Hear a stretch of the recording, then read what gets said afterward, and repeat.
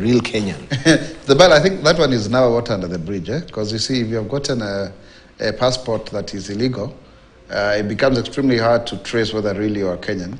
But if you are then getting new generation kind of passport, because at some point we had to do so, it was a Matiang'i requirement, and then at that time they would have been able to see. But isn't the passport pegged to your birth certificate? Yeah, but there's a way, of course, they can do vetting when they are suspicious. That's what I'm asking. However, if it was done and the due process was followed, it can be extremely hard to detect.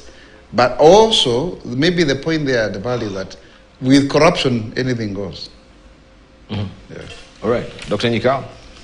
Well, look at the bigger picture, Dibal. It is passports. It is IDs. It is titles for land. All these are very important documents, and yet they are very difficult to get. So what we are seeing is a general corruption in the system. You know, we've had situations where even title deeds, you're not so sure whether what you are holding is really a title deed. The sanctity of the title deeds is questionable. The same government who gave it through the process will tell you this one is not real.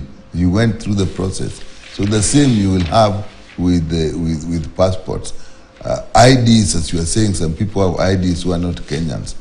Now, look at when we had examination, the certificates and the qualifications to get into university before Matiang'i and the late Mwaura, there were many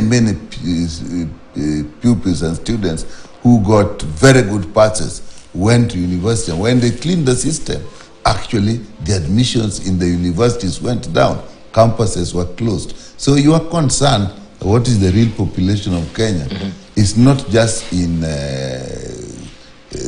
passports, it's virtually in everything. What is the true data we have in the country?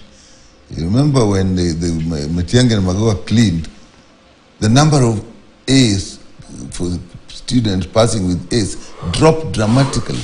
They had to close some campuses. Now, so the same thing you are asking, where we don't have to go into the details and say who is who. So we may also think that probably our population is not as big as we think. Mm-hmm. It is a general concern on how we handle our affairs as a country. Right. I think that's what I would say. Okay. Let's hear from Dan Mazo. I can see him. I think he needs some cup of coffee and some tea as well. He's